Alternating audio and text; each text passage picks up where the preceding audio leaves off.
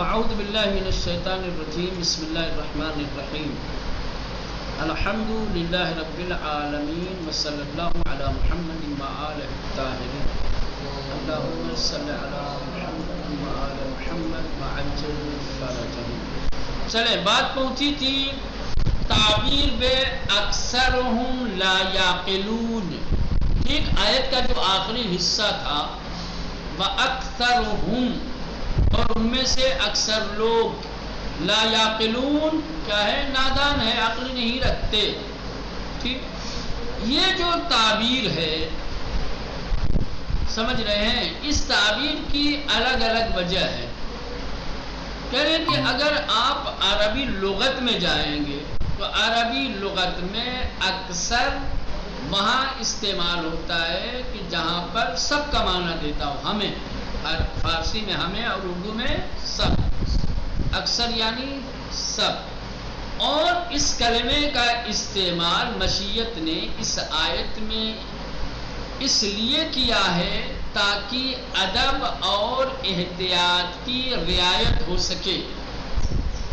کیا ادب اور کیا رعایت بھائی؟ معنی سب کا دیتا ہے، معنی سب کا دیتا ہے، لیکن مشیت نے اس کلمے کا استعمال اس لیے کیا ہے تاکہ ادب اور احتیاط کی رعایت ہو سکے۔ اس کلمے کے استعمال کی وجہ سے اگر کوئی ایک بندہ بھی اس حکم سے مستثنا ہے تو اس کا حق ضائع نہ ہونے پائے، وہ اس سے الگ ہو جائے۔ اکثر ہوں پہلا کہہ سکتے تھے کہ سارے کے سارے، ان میں سے زیادہ تر، جب یہ کہہ دیا زیادہ تر، اکثر، تو ایک بندہ بھی اگر کیا ہے اس حکم سے الگ ہوگا تو اس کو الگ سمجھا جائے گا، اس کا حق پامال نہیں ہوگا، وہ اس حکم میں شامل نہیں ہوگا۔ لہذا قدرت نے اکثرہم کی تعبیر اس لیے رکھی ہے تاکہ ادب کی اور احتیاط کی رعایت ہو سکے، اور جو شخص ما قبل والے حکم سے الگ ہے اس کا حق ضائع نہ ہو سکے۔ سمجھ رہے ہیں؟ اور پھر اس تعبیر کے ذریعے سے خدا یہ چاہتا ہے کہ میں خدا کہ جس کا علم ہر شے پہ محیط ہے، جس کا علم غالب ہے ہر چیز پہ، میں جب کلام کے لیے زبان کھولتا ہوں یا میں جب گفتگو کرتا ہوں تو اپنی گفتگو میں اس قدر ادب کی رعایت کرتا ہوں۔ جس کا علم محدود ہے وہ جب گفتگو کے لیے زبان کھولے تو اسے کتنی ادب کی رعایت کرنی چاہیے۔ بات سمجھ رہے ہیں مولانا کیا کہنا چاہتے ہیں؟ آیا تھا سمیع علیم، اللہ کیا ہے؟ سننے والا ہے اور جاننے والا ہے۔ خدا ہر شے کا عالم ہے، ہر شے پہ اس کا علم محیط ہے، کوئی چیز اس سے پوشیدہ نہیں ہے، لیکن پھر بھی خدا علیم جب گفتگو کرتا ہے تو اپنی گفتگو میں ادب رکھتا ہے، ادب کے ساتھ گفتگو کرتا ہے، اور یہ ادب کے ہی پیش نظر اکثرہم کی لفظ استعمال کی ہے تاکہ کسی کی شان میں بے ادبی نہ ہو، کسی کا حق ضائع نہ ہو، جو اس حکم سے الگ ہے وہ الگ ہی رہے۔ ٹھیک؟ پہلا سب کو بھی کہہ سکتا تھا، لیکن اللہ نے یہ نہیں کہا کہ سارے کے سارے ایسے ہی ہے، نہ اکثر لوگ۔ تو اکثر میں اگر کوئی ایک بندہ بھی ایسا نہیں ہے تو اس کی شان میں گستاخی نہیں ہوگی، بے ادبی نہیں ہوگی اس کے سلسلے میں۔ سمجھ رہے ہیں؟ اور یہ پیغام دینا چاہا ہے اللہ نے اپنے بندوں کو کہ میں خدا ہر شے پہ، ہر شے کا علم رکھتے ہوئے بھی کلام کرتا ہوں تو اپنے کلام میں ادب کی رعایت کرتا ہوں، ادب کو ملحوظ خاطر رکھتا ہوں، پھر گفتگو کرتا ہوں۔ تو پھر تمہیں اپنی گفتگو اور اپنی کلام میں کس قدر ادب کیا لحاظ کرنا چاہیے۔ ٹھیک ہے؟ دیکھیں یہ ایک وجہ ہے۔ ابھی تعبیر بے اکثرہم لا یعقلون، یہ جو تعبیر کی گئی ہے اکثرہم لا یعقلون، غالب انہا نمی فہمن، ان میں سے اکثر لوگ نہیں سمجھتے، یا بخاطر انس، اس تعبیر کی وجہ یا کہ یہ ہے کہ اکثر در لغت عرب گاہ بمانی ہمیں بھی آیت کہ اکثر عرب کی لغت میں، عرب کی زبان میں کبھی کبھی سب کے معنی میں آتا ہے، اکثر کبھی کبھی بمعنی سب آتا ہے کہ برائے رعایت احتیاط و ادب، کہ ادب اور احتیاط کی رعایت کے لیے ان تعبیر را بیکار می برند، اس تعبیر کو استعمال کیا جاتا ہے کہ حتیٰ اگر یک نفر مستثنی بودے باشد، تاکہ اگر کوئی ایک شخص بھی مستثنی ہو حق او ضائع نہ شود، اس کا حق ضائع نہ ہو۔ گوئی خداوند بائن تعبیر بھی فرماید، گویا خداوند متعال اس تعبیر کے ذریعے سے فرماتا ہے من کی پروردگار شما ہستم، میں جو تمہارا پروردگار ہوں، تمہارا خالق ہوں، مالک ہوں، و بے ہمیں چیز احاطے علمی دارم، اور تمام چیزوں پہ جس کا علم محیط ہے، بے ہنگام سخن گفتن، کلام کرتے وقت رعایت آداب میں کنم، آداب کی پابندی کرتا ہوں، رعایت کرتا ہوں، پس شما چرا رعایت نمی کنید، میں خدا ہو کر کے ادب کی رعایت کرتا ہوں، تم لوگ بندے ہو کر کے سراپا تقصیر اور نادانی تمہارے اندر بھری ہوئی ہے۔ پھر بھی ایک وجہ یہ ہے، سمجھ رہے ہیں کہ اللہ نے رعایت ادب اور احتیاط کی خاطر اگر کوئی شخص اس حکم سے مستثنی ہے تو اس کا حق ضائع نہ ہو، اس کی شان میں بے ادبی اور گستاخی نہ ہو، اس لیے یہ تعبیر استعمال کی ہے۔ ویا ان کے براستی درمیان آنہا افراد عاقلی بودن کے روح عدم توجہ ویا عادت ہمیشگی صدارہ بلند بھی کردن، قرآن از ان طریق میں انہا حسار بھی دہت کہ عقل و فکر خود را بکار گیرن با ادب را فراموش نہ کرن۔ حقیقت میں جو لوگ شان پیغمبر میں بے ادبی اور گستاخی کر رہے تھے، ان میں سے کچھ عقل مند لوگ بھی تھے، عقل رکھتے ہوئے بھی اپنی عادت سے مجبور تھے، عادت کے مطابق جیسے دوسروں کی شان میں گستاخی کر رہے تھے، دوسروں سے جب گفتگو اور کلام کرتے تھے تو اپنی گفتگو اور اپنے کلام میں ادب کا لحاظ نہیں رکھتے تھے، اسی طریقے سے پیغمبر کے سامنے، پیغمبر کے سلسلے میں تو اللہ نے ان کو متوجہ کرنے کے لیے انہیں کیا ہے متوجہ کیا ہے، ان کا کان مروڑا ہے کہ جب تمہارے پاس عقل و فکر ہے تو اس کو بروئے کار کیوں نہیں لاتے؟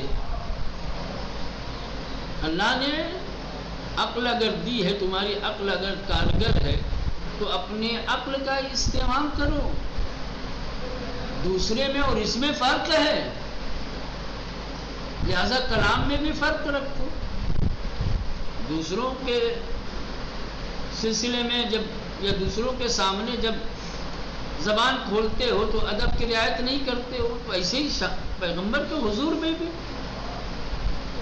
یہ تو بے عقلی ہے، گویا ان کا کان مروڑا گیا ہے، کیا بھائی ایسا کیوں کر رہے ہو تم لوگ؟ ہیں جیسے آپ دوسروں کو سمجھتے ہو ویسے ہی میرے نبی کو بھی سمجھ رہے ہو، خبردار ایسا کرنا نہیں ہے نا۔ ویا ان کے یا اکثرہم کی تعبیر اللہ نے اس لیے رکھی ہے کہ براستی درمیان انہا افراد عاقلی بودے ان کی حقیقت میں ان کے درمیان کچھ عقل مند اشخاص و افراد بھی تھے کہ روح عدم توجہ کے بے توجہی کی وجہ سے یا عادت ہمیشگی یا اپنی ہمیشہ کی عادت کی بنیاد پر صدارہ بلند بھی کر اپنی آوازیں بلند کرتے تھے۔ قرآن از ان طریق، تو قرآن نے اس تعبیر کے ذریعے سے کہ وہ اکثرہم لا یعقلون بے انہا ہوشیار بھی دہت، انہیں ہوشیار کیا، ان کا کان مروڑا ہے کہ عقل و فکر خود را بیکار گیرید کہ اپنی عقل اور اپنی فکر کا استعمال کرو و ادب را فراموش نہ کرو. ادب عقل اور فکر اسی لیے دی گئی ہے تاکہ اچھا پورا سمجھ سکو. عقل رکھ کے بھی تو کام ایسا کر رہے ہو جو بھی عقلوں کا ہے. چل یہ ہو گیا. حجرات جمع حجرہ در اینجا اشاره به اتاقهای متعددی است که در کنار مسجد پیامبر برای همسران او تهیه شده بود. کہہ کہ حجرات حجرے کی جمع ہے. حجرات حجرے کی جمع ہے اور یہاں پر اشارہ ان متعدد کمروں کی جانب ہے جو مسجد کے ساتھ اللہ کے نبی نے اپنی ازواج کے لیے بنا رکھے تھے. آپ سب جانتے ہیں کہ پیغمبر اسلام کی متعدد بیویاں تھیں اور ہر بیوی کے لیے الگ الگ کمرے تھے اور یہ سارے کمرے مسجد سے متصل تھے, ملے ہوئے تھے. یہ انہی کی طرف اشارہ ہے کیونکہ پیغمبر اسلام کی ازواج کے لیے تو خود پیغمبر اسلام تو کہہ لو آپ, اللہ کے نبی نے اپنی ازواج کے لیے الگ الگ جو کمرے بنوائے تھے انہی کی طرف اشارہ ہے حجرات. اگر حجرات جمع حجرہ در اینجا اشارے به اتاقهای متعددی است, یہاں پر متعدد اور مختلف کمروں کی طرف اشارہ کیا گیا ہے کہ در کنار مسجد پیغمبر برائے ہمسران او تہیہ شده ہو, کہ جو مسجد کے بازو میں نبی کریم کی بیویوں کے لیے بنائے گئے تھے. بدر اصل از مادہ حجر بر وزن اجر بمعنی مناس کہہ رہے ہیں کہ اور یہ جو حجرات ہے یا حجرہ ہے یہ اس کا مادہ ہے حجر بر وزن اجر, سمجھ رہے ہیں. اور حجر کے معنی ہے منع کے. زرا حجرہ معنی ارود دیگران در حریم زندگی انسان ہے. حجرے کو حجرے اسی لیے کہا جاتا ہے کہ دوسروں کی رفت و آمد اس میں ممنوع ہوتی ہے. حجرے کو حجرہ کیوں کہا جاتا ہے؟ حجرے کے لغوی معنی ہے اس کے منع کے, کیونکہ دوسروں کا ورود وہاں ممنوع ہوتا ہے. انسان کی اپنی شخصی زندگی کی سرحد ہے, اس میں کچھ سرحد جس کے لیے بنی ہے بس وہی آ سکتا ہے, دوسرا اس میں مگر یہ کہ اجازت تھی.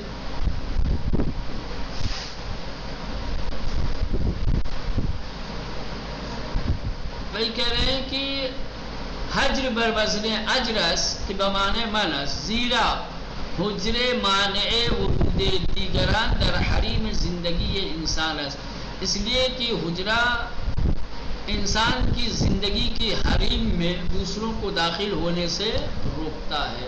حریم یعنی سرحد حد. و تعبیر بے ور در انجا بمانی بیرون است, اور برا یہاں پر باہر کے معنی میں ہے. سمجھ رہے ہیں؟ آیت میں آیا تھا نا من برائل بر بمعنی ہے بیرون باہر کے ہیں. از ہر طرف کی باشد چاہے جس جانب سے ہو, دائیں سے بائیں سے ہے نا, باہر گھر کے باہر, لہذا چوطرفہ ہو سکتا ہے کسی بھی جانب سے, گھر سے باہر سے اس کو کہا جائے گا برا. زیرا در حجرہ پیغمبر میں مسجد کو شدے میں شد, کیونکہ پیغمبر اسلام کے جو کمرے تھے وہ سارے کے سارے مسجد کی جانب کھلتے تھے, دروازے مسجد کے صحن میں ہی کھلتے تھے. و افراد نادان و عجول گاہ در برابر در حجرے میں آمدن. نادان اور عجول بے وقوف قسم کے لوگ, جلد بازی کرنے والے, کبھی کبھی کیا ہے کمرے کے سامنے آتے تھے. و فریاد یا محمد بھی زدن, اور آواز لگاتے تھے. قرآن انہارا از انکار نہیں بھی کنا, تو قرآن نے ہاں ان لوگوں کو منع کیا ہے کہ کمرے کے کسی بھی جانب سے، چاہے آگے ہو پیچھے ہو دائیں ہو کلن کمرے کے باہر سے نبی کریم کو آواز دینا بے ادبی ہے، اس لیے قرآن نے منع کیا ہے۔ در آخرین آئے مورد بحث برائے تکمیل این معنی می افزاید اگر آنها صبر می کردن تا خود بیرون آئی و به سراغشان روی برای آنها بهتر بود ولو انهم صبروا حتی تخرج الیهم لکان خیرا لهم. درست است که عجله و شتابگاه سبب می شود که انسان زودتر به مقصود خود برسد ولی شکیبایی و صبر در چنین مقامی مائے رحمت و آمرزش ہے۔ کہنے کی آیت کا جو آخری حصہ ہے، ٹھیک، جس آیت سے ہم بحث کر رہے ہیں، اس آیت کے آخر میں معنی کی تکمیل کے لیے کہہ رہے ہیں کہ اگر وہ لوگ صبر کرتے کہ خود اللہ کا نبی باہر آتا اور آنے کے بعد ان سے گفتگو کرتا، ان سے بات چیت کرتا، تو یہ چیز ان کے لیے اور بہتر ہوتی، لیکن جلد بازی کی وجہ سے، لیکن جلد بازی کیا ہے؟ انسان اپنے مقصد اور ہدف تک پہنچنے کے لیے جب جلد بازی کا راستہ اختیار کرتا ہے تو شرمندگی کا سامنا کرنا پڑتا ہے۔ صبر و شکیبائی یہ ہمیشہ انسان کے لیے بہترین ثمرات اور بہترین اثرات و نتائج ظاہر کرتے ہیں۔ صبر و شکیبائی، پہلے صبر کا پھل میٹھا ہوتا ہے، باقی آتے حجرے پیغمبر کے پاس، ٹھہرتے رکتے انتظار کرتے، اللہ کے نبی خود اپنے حجرے سے باہر آتے، اپنی بات رکھتے، بات چیت ہوتی۔ صبر کا نتیجہ بہترین یہ کہ واقعات رحمت الہی، ادب کی رعایت بھی تھی اور خود خدا کی رحمت، اور پھر یہ نمائندے رحمت، خود بھی رحمت ہے، ہر طرف سے رحمتوں کے حصار میں ہوتے، رحمتوں کے سائے میں ہوتے، لیکن جلد بازی کی وجہ سے خود رحمت ان کا کان پکڑ کے ہٹ رہی ہے نا۔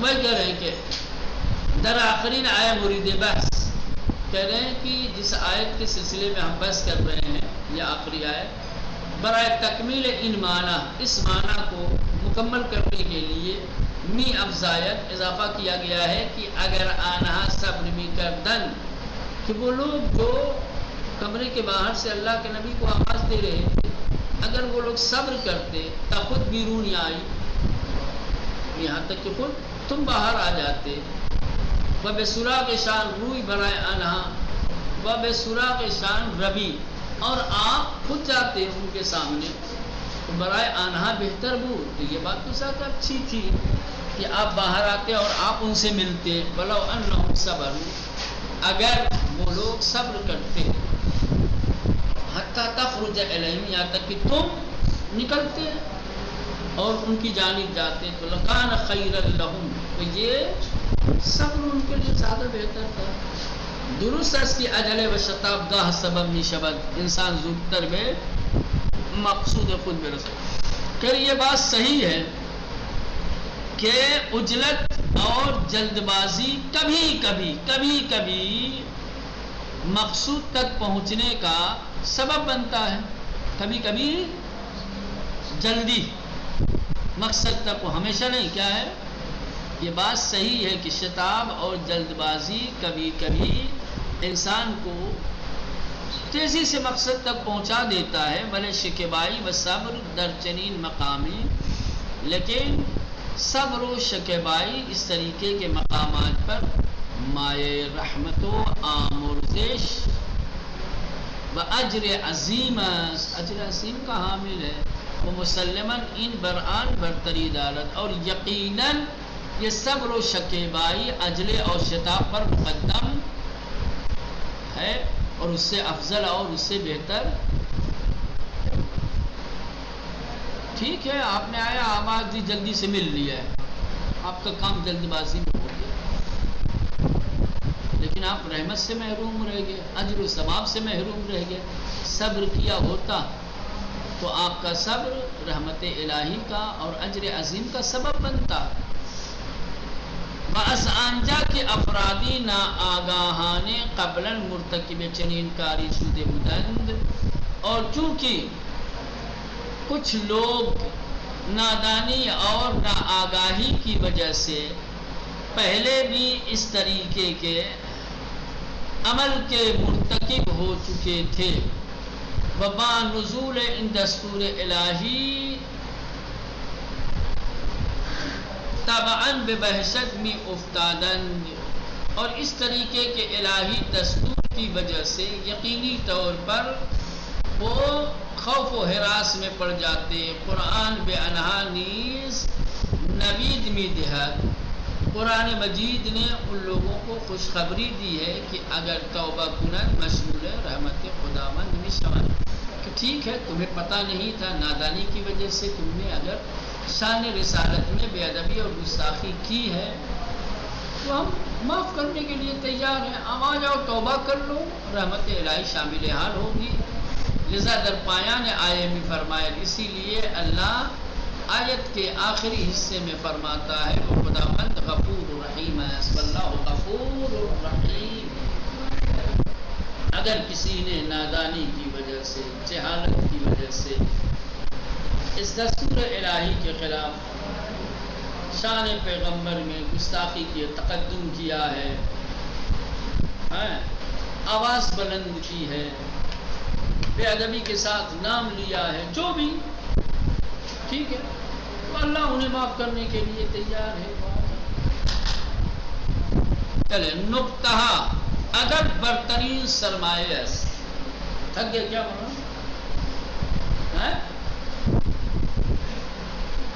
چلے بس نقطہ تب رہیں گے، نقطے بعد میں پڑھیں گے۔